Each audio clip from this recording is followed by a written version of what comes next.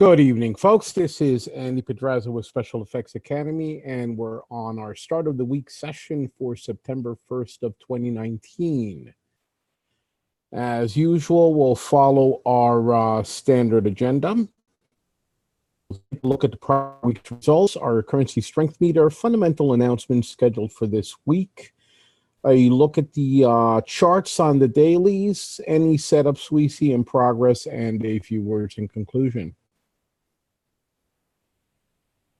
We'll kick off by looking at our ledgers. Not a whole lot of change in the long-term ledger. Nothing closed. Well, actually, no. We did close a couple of trades with the JPY pair flat. So we didn't make anything. We didn't lose anything. And we did open one new trade towards the end of the week on a long on the Euro New Zealand. So we currently have 5 trades open, and they're in differing states of profit or loss. Again, this is the long-term account, so it will take a while for those to fulfill or not. And I had a little bit of activity, but again, it was mainly a flat week. So we did pick up some pips here and there. We may have had a loss here and there as well. Overall, we're much the same as we were before, around 50% growth on this account year to date. And we have 4 trades open, 3 of them which were open this week that just ended. A Kiwi dollar short, USDJPY short, and Euro dollar short. Also, in this case, they're in differing states of profit and loss as we speak. And the short-term account, as always, we do close out all trades on this account on Friday. Close, we had a slightly up week. We were up 2.23% on 6 trades opened. 3 of them were pretty good winners. 1 of them was flat. Actually, 2 of them were flat. So 3 winners, 2 flats, and 1 loser for the week. So a little bit of a nice recovery. We're still slightly underwater on this account by about 3%, but again, that is normal during trading. It's never always in one direction. Notes and opportunities for improvement. We had a somewhat livelier week than the prior 2 weeks, but again, that's not saying much. Only good thing is the market does seem to be waking up a little bit. We had 2 absolutely sleeper weeks, and last week stuff started happening. We captured a few good moves across all the accounts, but again, the week was more flat than otherwise. Silver, the metal bullion, actually accounted for the entire week's volatility if we look at the charts, which we will. So we'll see that the currencies didn't move significantly, but silver and gold did get another boost. Brexit is still heating up, as are a few other geopolitical events. And, of course, we have a huge storm bearing down on Florida in the U.S., so not sure what the potential there is for the market. But if it's as bad as they expect, we could see damage in Florida and other southern states that we haven't seen since Hurricane Andrew back in the 90s. So everybody's poised for that. Relative strength meter for the week that just ended and the prior 30 days. We can see how high the volatility is in both of these charts. So the monthly is coming in at 17.45%. But if you take a closer look, you will see that if not all of the movement is represented by silver, and to a lesser but still high degree by gold. So the currencies, you can see that they have no coloring. It's almost entirely composed of gold, with the gold and silver, with the possible exception of the Kiwi dollar that really, really dropped. So then we're going to look at that chart when we get to the charts. But the Kiwi dollar has been the one currency that is not trapped in the current flatness of the market. So we see a little bit of shading in the column representing the Kiwi. On the weekly, same thing can be said. We can see that the dark color is almost exclusively on silver. And the rest of it is very light shading, so not a whole lot of movement overall, except for silver, which is where we see that 7.23% kick in. Looking at our calendar for this week, we have four key events that we're going to be following or trading. We have the Reserve Bank of Australia interest rate decision. They've just come over a 0.5% move, so it's very unlikely that they will fiddle with the interest rate this quickly. They only did that last month, but again, we've got to be there and see if anything is worth trading on this one. So that will be happening Tuesday morning, half an hour past midnight, so 12:30 a.m. Tuesday morning. We will be trading that one live. On Wednesday, we have the Bank of Canada interest rate decision at 10 a.m., also trading that one live. And then, of course, we have our jobs Friday. So Friday, the 6th of September, we have the U.S. non-farm payroll coming out, 8:30 in the morning. And at the same time, the Canadian employment numbers. So we'll be trading those two at the same time. Obviously, they're scheduled at the same time. So we'll see what approach we take on these two employment reports.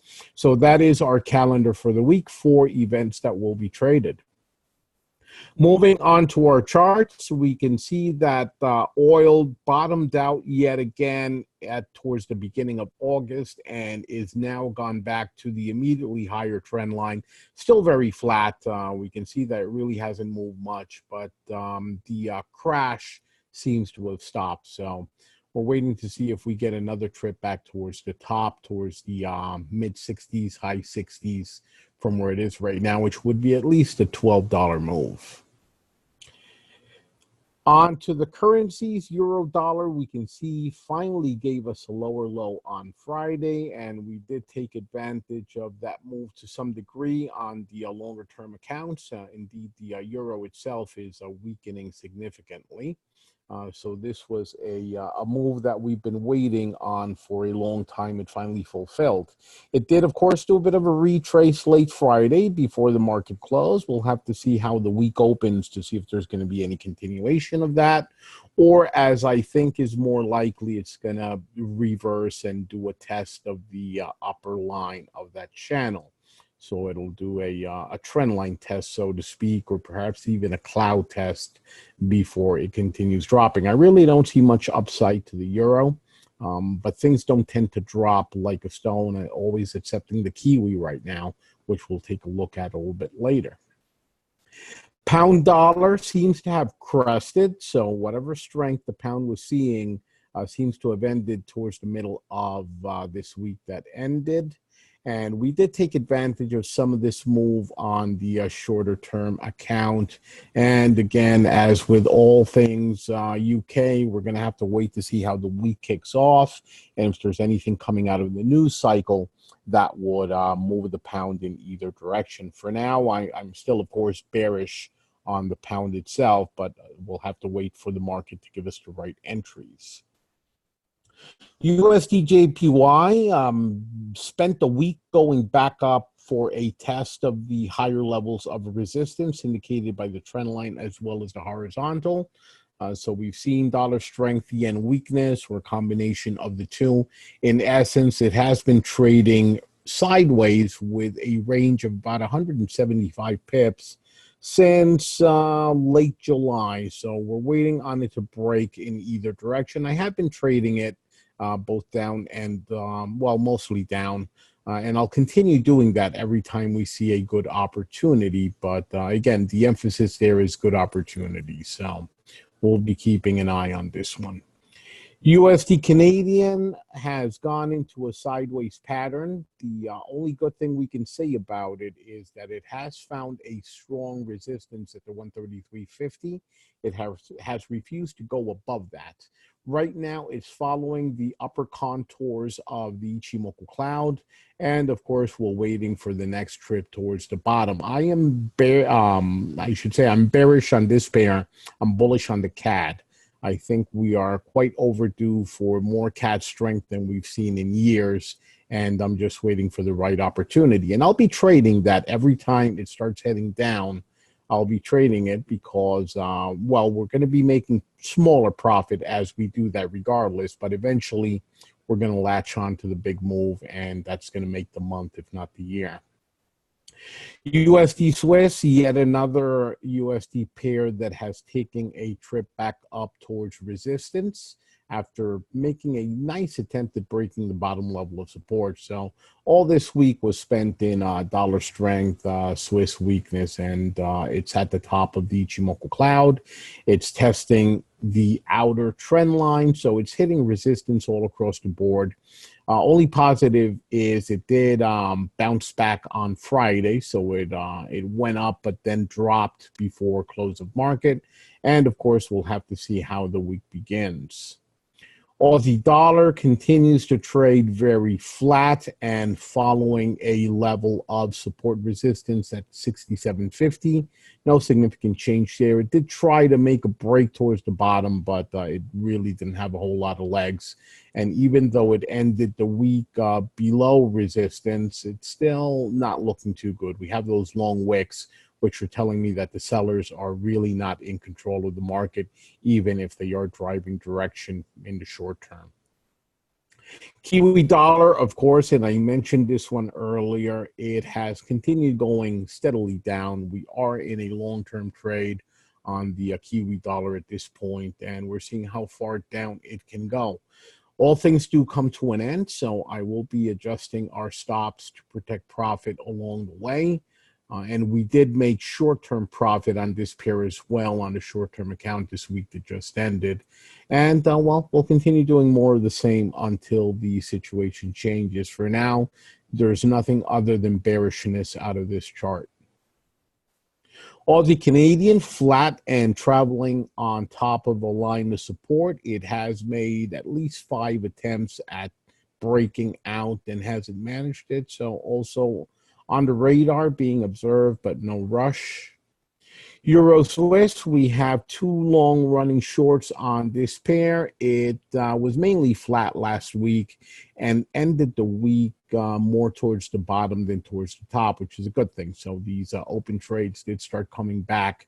Most of the week they were either slightly negative, or at least we were giving up ground on the long-term account where we have an older trade on the Euro Swiss. We never went negative. We've always been close to 100 pips of profit, but we're waiting for the next breakout towards the bottom. So no change on this one. Obviously, it is going sideways. It is above support, and we need it to be broken, but there is no rush. Euro pound, and this one's becoming very interesting to me because of that gap. So we have a very significant gap based on the retrace compared to the prior high at the 93, a little bit above 93, currently trading at 90. So we've got about 300 pips there we can take. It is finding support where it is right now, and that both matches a horizontal line I haven't really drawn, but it would be around the 90, and it's also matching the top of the rising Ichimoku cloud. That is seems to be acting as a nice level of resistance. Of course, we could also draw another trend line there to this low down here from the bottom through here, and we can see that it has slightly broken, but it is still testing that trend line. And I'll probably add that to the chart for the next go around, but I am very eager for an opportunity to make these pips here. 300 pips is a very nice target. Okay, Euro JPY also traveling sideways, though it did give us a lower low recently, and it ended the week pretty close to that lower low. So we have a new area of support towards the bottom that I have yet to draw. Mainly, I think it is still too close to the prior level of support resistance. I will add the lower line, but it's still not out of the woods as far as I'm concerned. It's starting to look like a breakout, but until it keeps going down instead of retracing back to the prior level, which indeed is where it was on Thursday, the real breakout of the week happened on Friday. So until it tries to stay down, I'm going to be just keeping it under observation. Euro Canadian, same thing.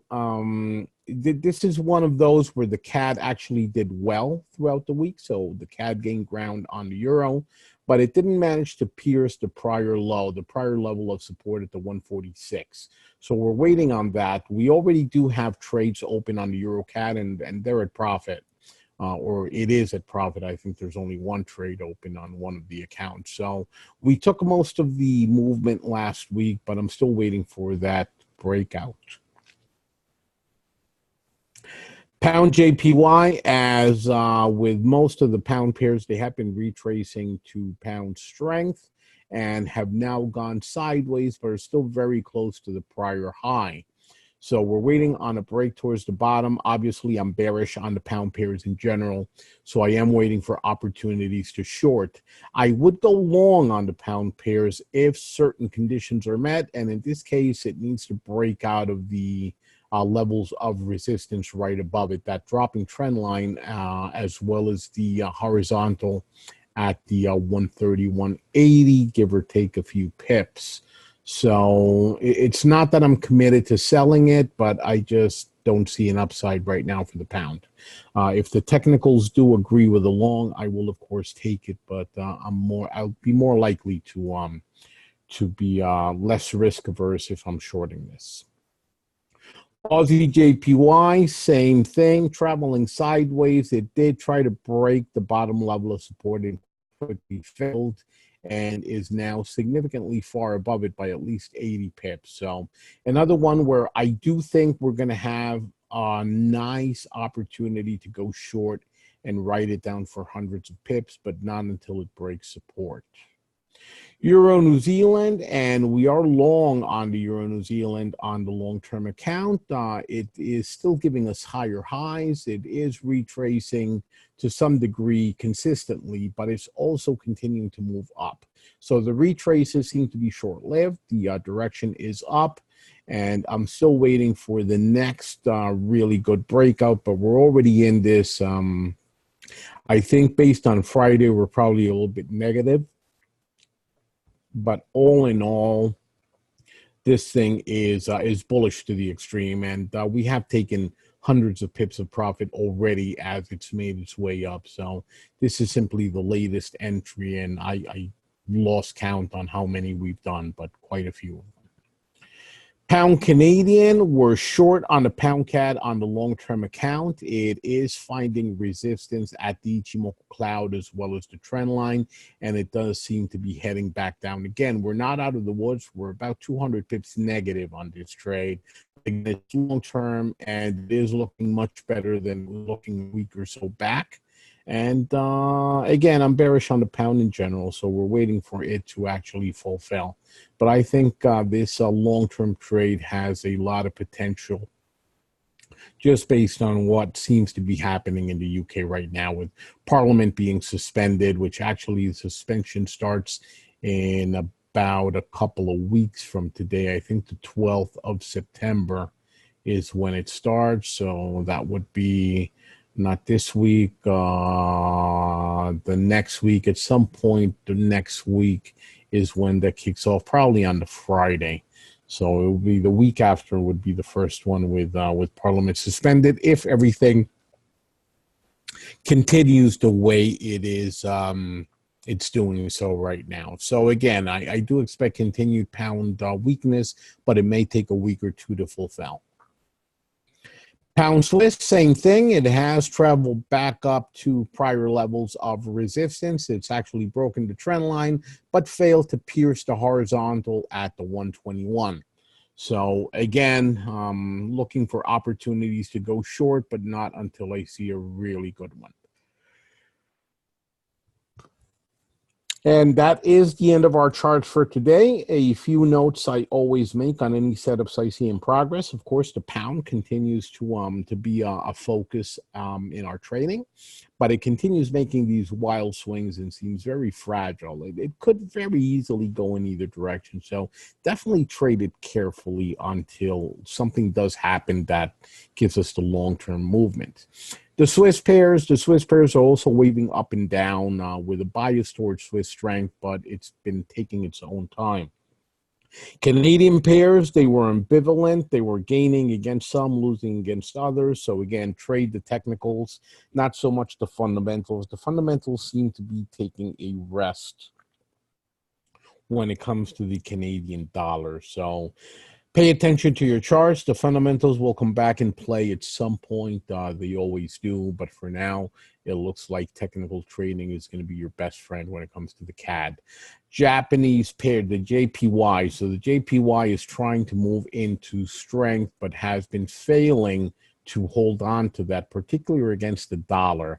And in a lot of other cases, it has started going sideways. But the longer term trend is into yen strength, and that cannot be ignored. So looking for opportunities to trade in that direction, but of course, at the same time, waiting for the consolidation, the sideways market to give it up. Euro pairs, euro continues to underperform, except perhaps against the Kiwi. That's the only one where the euro seems to be holding on to its own. Everything else is moving into euro weakness. Of great interest, however, and I mentioned this before, is that gap that we have in the euro pound right now between current price and the prior top. I don't care if the euro is weakening. I would expect the pound to weaken even quicker when this whole situation actually unfolds. Remember, we have an October 31st deadline for Brexit, and that is now all of 60 days away. So we've got 2 months before either the UK leaves the EU or something fundamental needs to change so that they revoke Article 50 or decide they're no longer a country, they're a circus, or whatever it is they're going to do. That needs to happen in the next 60 days. If it doesn't happen, I would not be surprised if the pound just drops like a stone.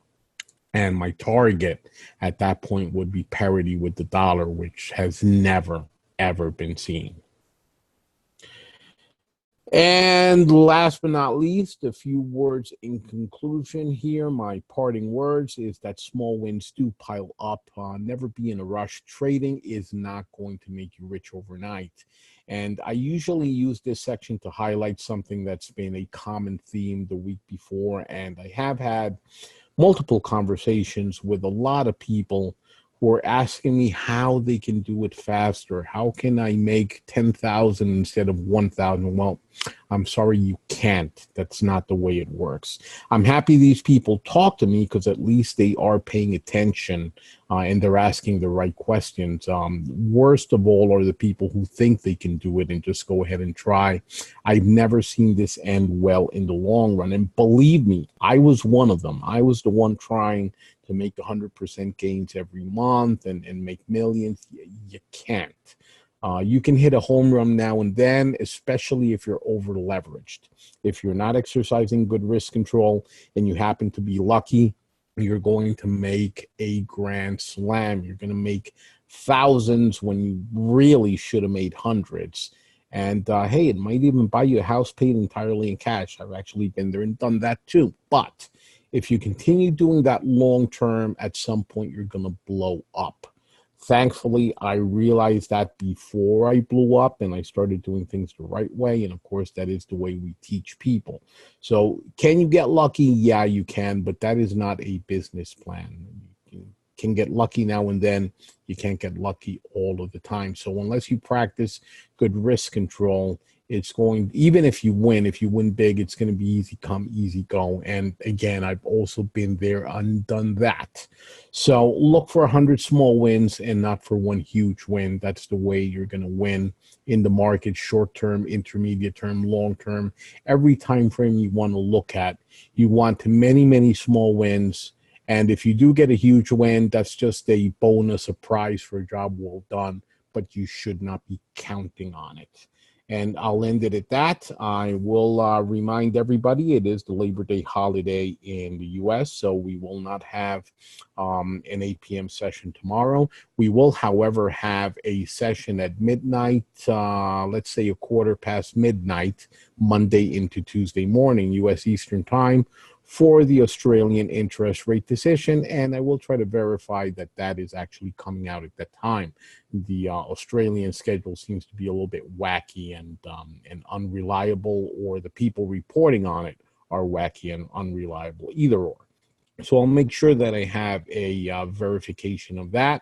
but the schedule for the week will be going out by email. And well, I hope to see you in all of the sessions, and I hope everybody is having a great Labor Day holiday in the U.S., or you're going to be working your little butts off tomorrow at your regular job if you're not in the U.S. Either or, have a good one. Any comments or questions before we drop off? Okay, then thank you very much, and I will talk to you guys soon. Have a good one.